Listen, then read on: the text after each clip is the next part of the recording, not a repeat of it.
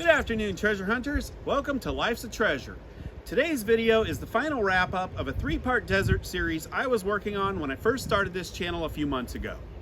So, for my returning subscribers, don't worry, we're not changing the format or anything. We'll have a new metal detecting video coming out very soon. Please consider this a bonus video, and we really hope you enjoy it. If you're new to the channel, please check out a couple of my other videos. Feel free to leave comments and maybe consider subscribing. And now, on to the adventure. Come along with me today for a ride through the desert as I explore an extinct volcano, try to make sense of the nonsensical, and have some interaction with the military that I had not planned on. Let's go.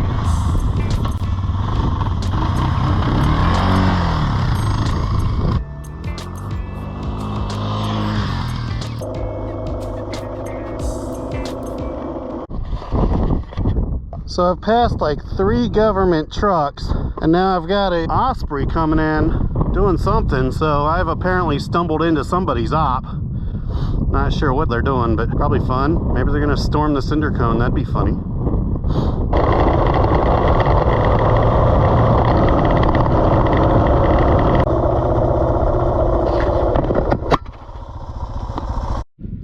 It's part of what makes this climb so strenuous is all these lava rocks. Just for reference, there's my boot. You know, these things are fairly big. You know, you got to watch your footing, and of course you're gonna have to watch out for things like rattlesnake. So just for reference, if you can see the bike down there,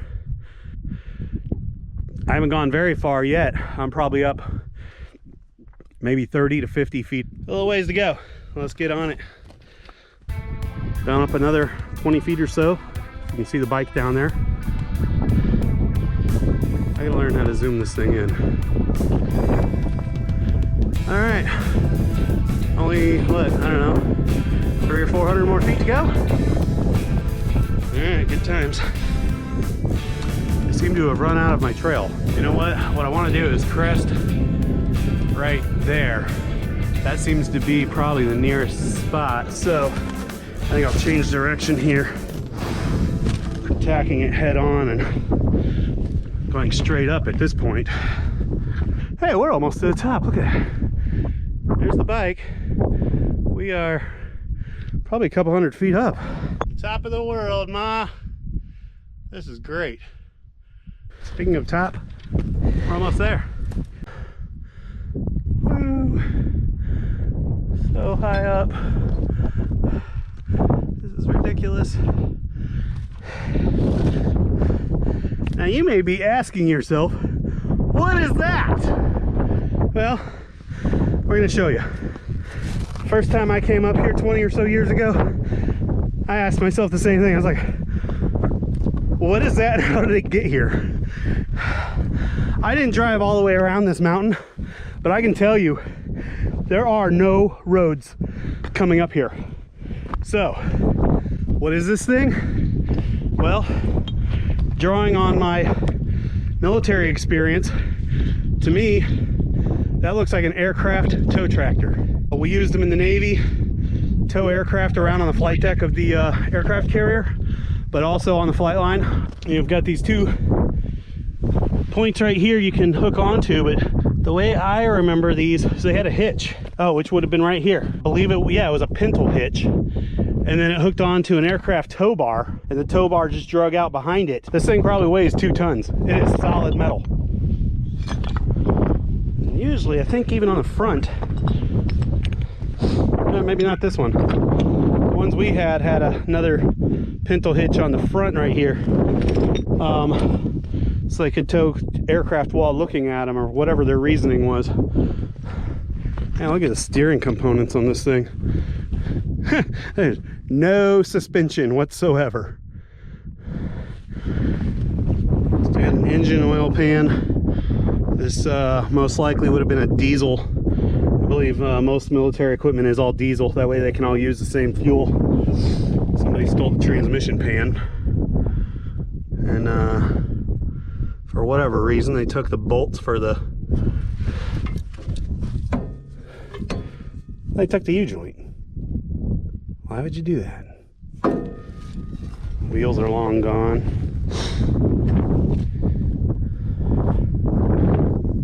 All right, so the big question, how did this thing get up here?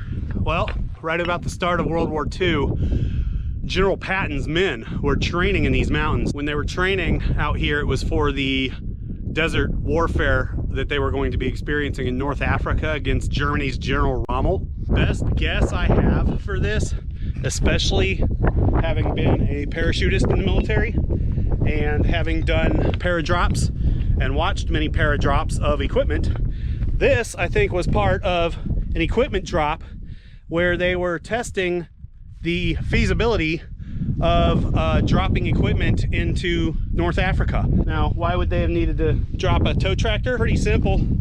I think the very first thing they're going to want to do when they get to a new location is to build an air base. So they probably paradropped in equipment and men. The men would have immediately gone to work building a runway. If they've got a runway built, now they can bring in cargo aircraft, bring in more troops, start bringing in the supply chain that they need to be able to wage a war over there. So what I'm thinking happened is they did a training drop out here, and this guy landed a little off the drop zone. Landed up here on top of the volcano. Probably what happened then was the parachute caught wind once it landed and it flipped over. Parachute has long been either deteriorated, or maybe they even sent guys up here to retrieve the parachute, but there was no way they were going to retrieve this thing, and they didn't need it.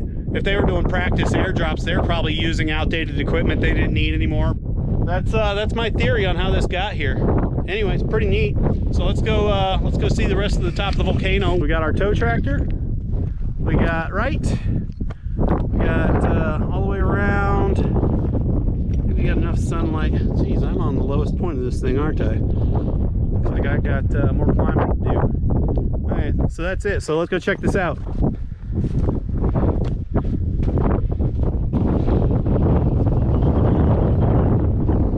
Somebody had a whole bunch of nothing to do. This place is huge. The first time I came here 20 or so years ago, I actually hiked here. I came right through there, and from the top of the saddle there, I saw this cinder cone over here, and I thought, wow, how cool is that? Let's go hike to the top of that and see what we can see.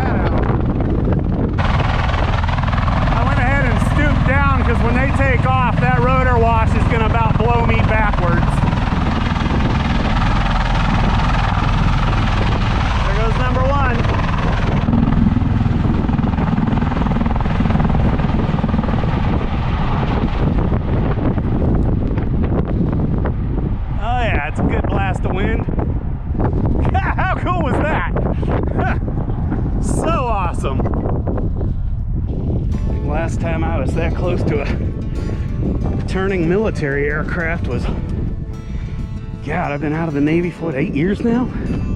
No, 8.5.